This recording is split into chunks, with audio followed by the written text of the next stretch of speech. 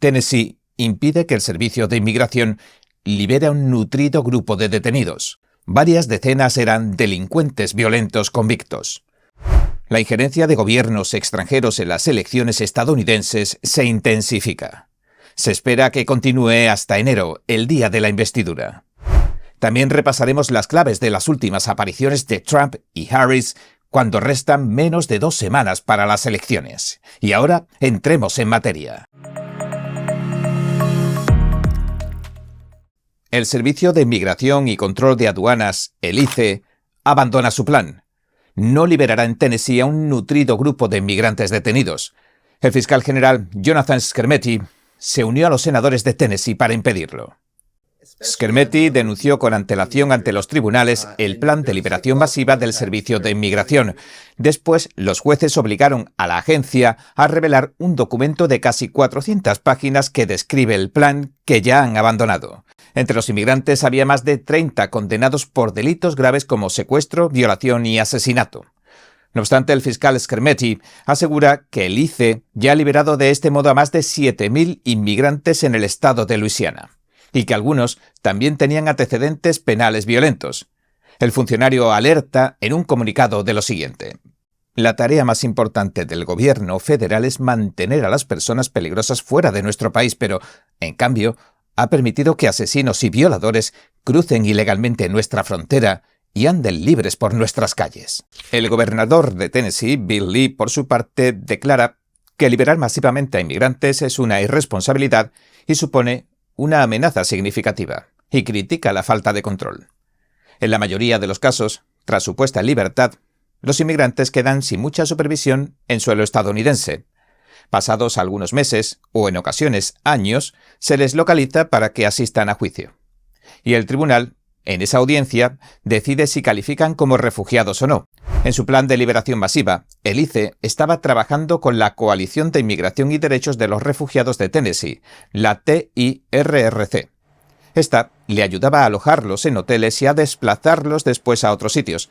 La organización que defiende los derechos de los inmigrantes en situación irregular declaraba esto: no podemos permitir que la desinformación, el miedo y el partidismo dicten cómo tratamos a otros seres humanos. Es una vergüenza que la oficina del gobernador Bill Lee no haya mostrado los valores de Tennessee de familia, integridad y bienvenida a los demás.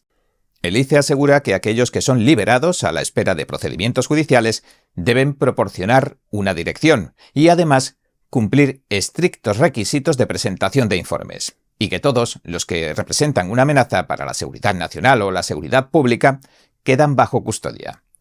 Las autoridades de Tennessee, en cambio, dicen declararse en alerta porque temen que la situación pueda volver a repetirse. La intromisión de gobiernos extranjeros en las elecciones de Estados Unidos se intensifica. Adversarios como Rusia, Irán y China están ampliando sus campañas de injerencia política.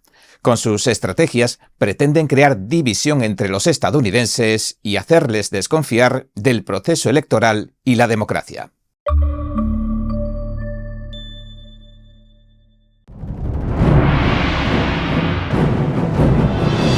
Un espectáculo verdaderamente revelador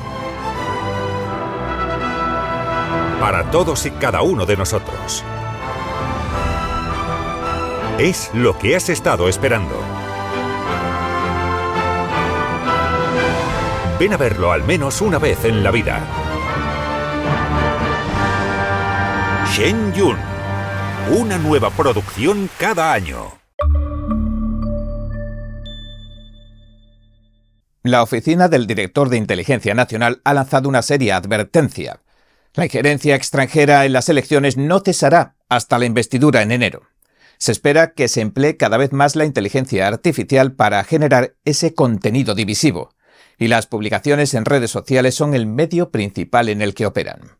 En uno de los últimos casos, un vídeo que circuló en redes lanzaba acusaciones contra el gobernador de Minnesota y compañero de fórmula de Harris, Tim Walz. La técnica se conoce como deepfake.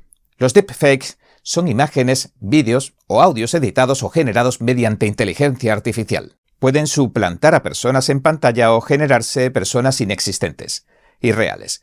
La comunidad de inteligencia advierte que China, Rusia e Irán van a emplear este tipo de tecnologías avanzadas en estas campañas de desinformación, pero No hay evidencias, dice, de que las interferencias puedan perjudicar el recuento de los votos. En otras palabras, indica que los sistemas electorales pueden considerarse seguros, pese a las noticias que informan de las posibles fallas del sistema. La comunidad de inteligencia también advierte de que habrá más operaciones de injerencia después de las elecciones. Aseguran que los adversarios están tratando de crear confusión para que parezca que no existe transparencia electoral, integridad electoral y que el sistema funciona incorrectamente. También estarían intentando obtener datos de los votantes registrados.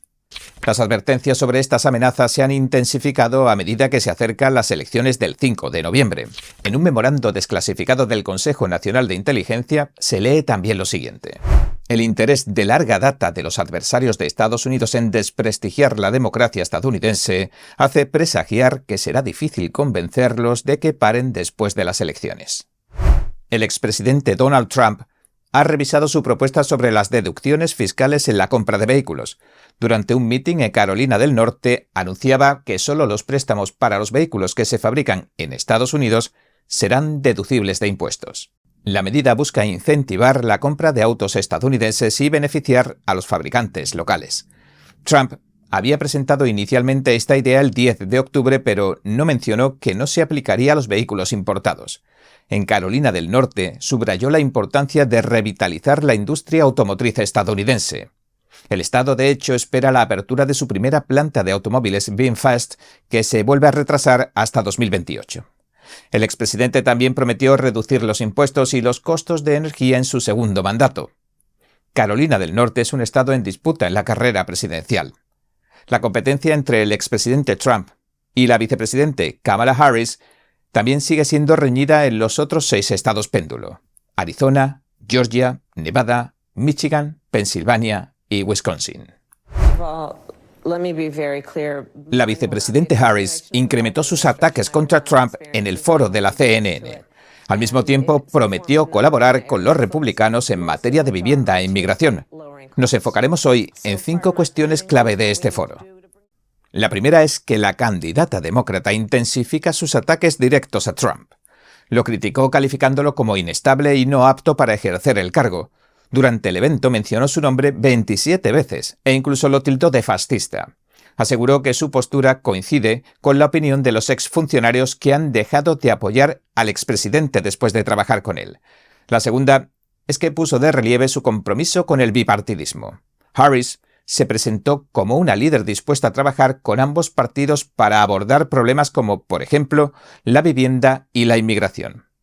E hizo hincapié en la necesidad de superar la política partidista para lograr un progreso real en el país. También se enfocó en la inmigración. Respondió a preguntas sobre la inmigración, defendiendo la necesidad de un acercamiento bipartidista. Reconoció que las últimas medidas ejecutivas de Biden habían reducido los cruces ilegales.